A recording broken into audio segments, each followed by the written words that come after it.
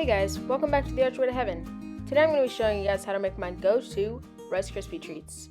First things first, I'm adding 4 tablespoons of butter into a large saucepan.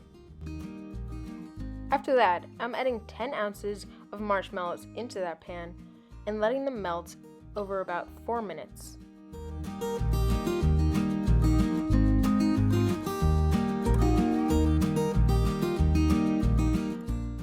Next up, I'm mixing in a teaspoon of vanilla extract to give the Rice Krispie treats a really nice flavor.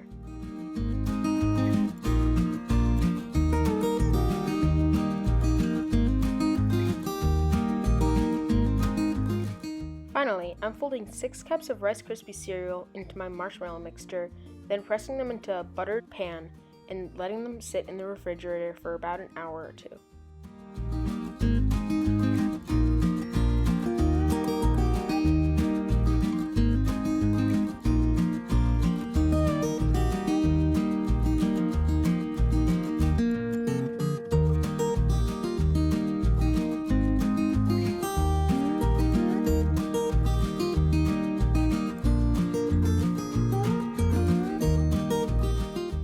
Hope you guys loved the video.